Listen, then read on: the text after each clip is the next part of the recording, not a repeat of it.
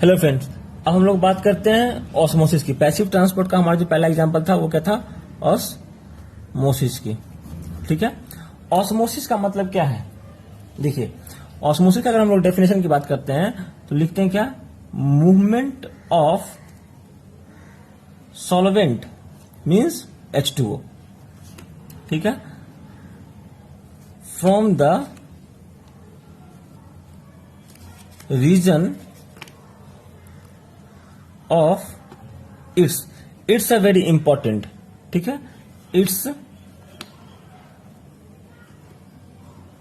Higher concentration to its lower concentration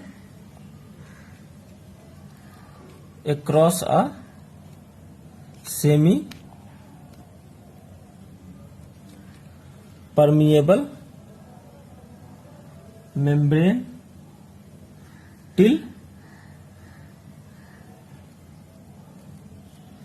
equilibrium. देखिए, osmosis जो कि एग्जाम्पल किसका है? आपका पैसिव ट्रांसपोर्ट का। ठीक है, तो इसके डेफिनेशन में दो तीन जो वर्ड है वो काफी मायने रखते हैं। पहला आपका क्या है कि movement of solvent from the region of its, ये वाला जो वर्ड है इसमें इट्स ये काफी मायने रखते हैं। ठीक है, its concentration to its lower concentration across, एक आपका सेमी परमिएबल मेम्ब्रेन और दूसरा इक्विलिब्रियम। क्योंकि मैंने आपको पिछले बताया था पैसिव ट्रांसपोर्ट के में जब हम लोग डिफरेंस पर इफेक्टिव ट्रांसपोर्ट के साथ, तो मैंने कहा कि जब इक्विलिब्रियम पे रीच कर जाएंगे तो इनका नेट मूवमेंट बिल्कुल नहीं होता है। ठीक है, अब आइए समझते हैं इसको डायग्रामेटिकली कैसे होगा। सपोज कीजिए कि यू हैव अ वेसल्स, हमारे पास ये क्या है? एक वेसल है। ठीक है, हमने क्या किया? इसको सेपरेट कर दिया। एक ये क्या है आपका? सेमी परमिएबल, जो मैंने रेड कलर दिखाया, it's the semi permeable membrane. It's a compartment A, it's a compartment B. ठीक है, और इसमें हमारे पास सॉल्वेंट है।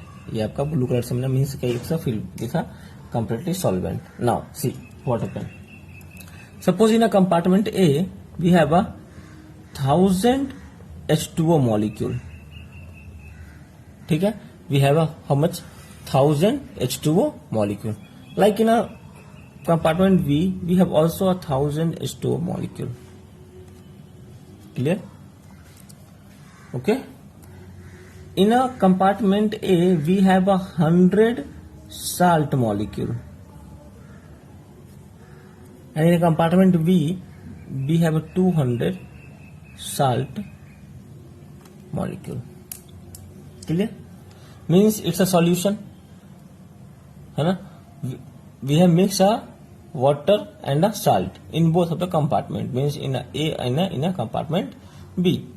Clear? Now what happened? अब जो मूवमेंट होगी वो किधर से किधर होगी? It's a question. The movement of a molecule from a A to B और B to a A, it's a question. Clear? Now think something what we have 100 salt molecules in a compartment A and 1000 salt molecules, 1000 water molecules in a compartment A. Means what? For 100 salt molecules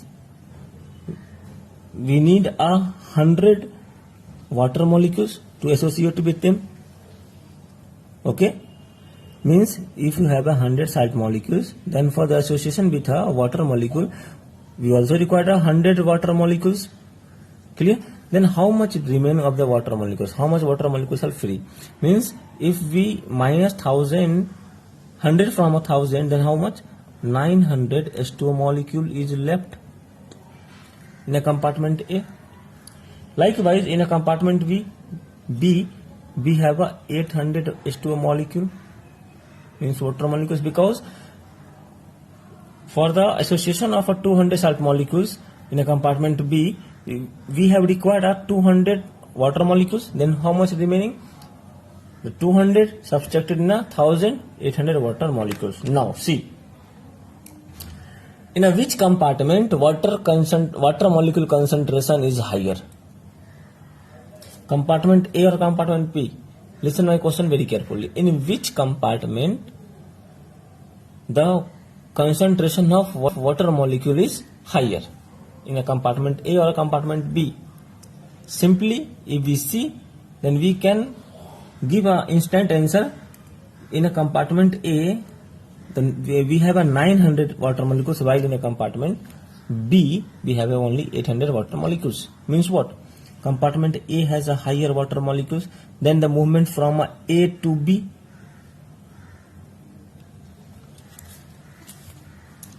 the movement will takes place from A to B.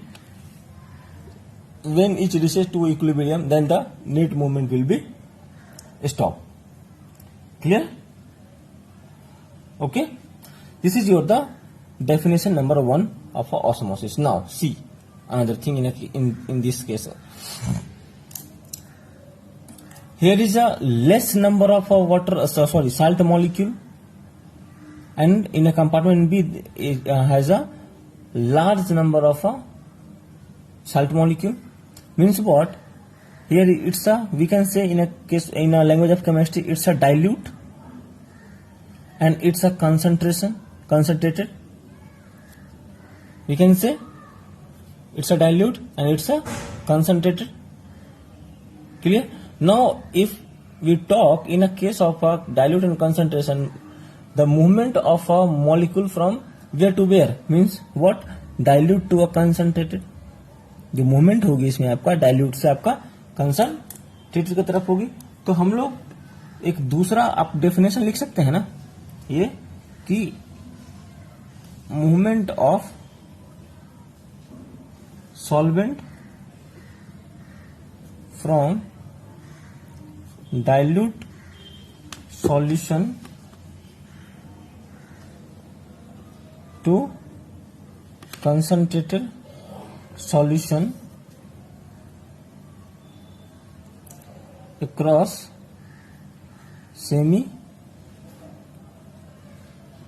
permeable membrane. We can say, कह सकते हैं हम लोग. ठीक है, तो ये case आपका 1, ये केस आपका 2.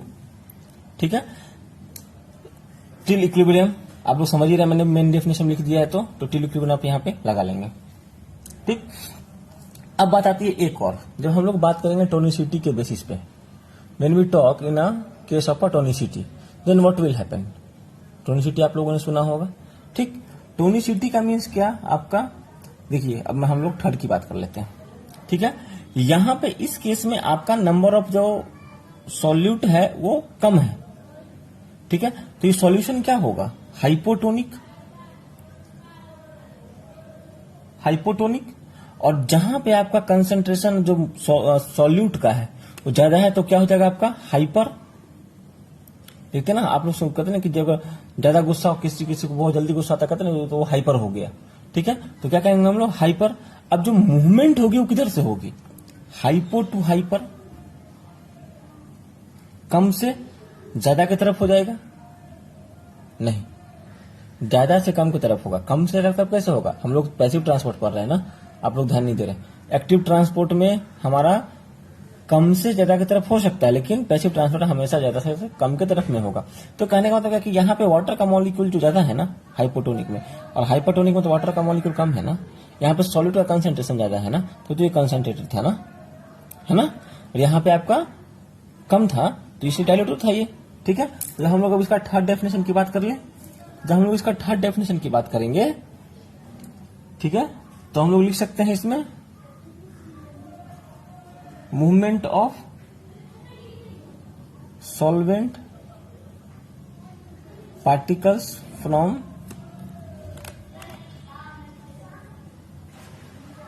Hypotonic solution to hypertonic solution across semi permeable